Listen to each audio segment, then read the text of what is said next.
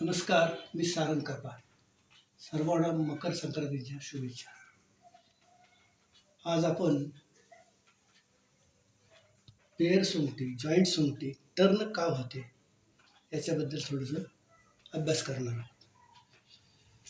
इथं काळी पांढरी पॉकेटच्या थोडंसं उजवीकडे जाणारी, पॉकेटच्या थोडंसं डावीकडे जाणारी सोंगटी आहे. समजा की काळी सोंगटी नसती आणि पांढरी, त्यावेळेला कट तुम्ही इथं मारणार. पांढरी नसती तर कट ह्या बाजूला मारणार. हे बरोबर आहे. इथं कट इकडून मारणार. ह्या पॉकेटला लागले असले तर सरळ तुम्ही सेंटरला मारणार. आता ह्या सोंगटीला इकडे टर्न करण्यासाठी कट वगैरे भानगड नाही. फोर्सड ह्या ज्या जॉईंटवर आहे त्याचा दाब ह्या बाजूला पडला तर ही सोंगटी आपाप वळते. याचा दाब, हा जो जॉईंट भाग आहे याचा दाब. मग आता हा जॉईंट सेंटर आहे इथं नाही, ह्या बाजूनं पुढच्या कळेला इकडे प्रेस करायचं आहे. त्यावेळेला ती सरकली जाईल, कळत नाही फोर्समुळं.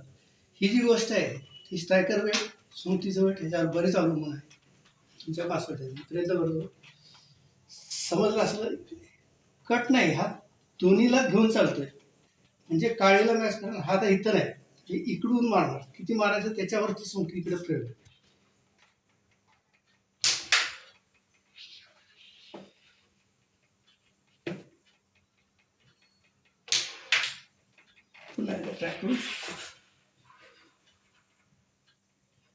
कितीपर्यंत बोलू शकते हे सोंगट्याचं वेट आणि स्ट्रायकरचं वेट. स्ट्रायकर कमी वेट झाला तर असले शॉट मारणं कठीण जातात.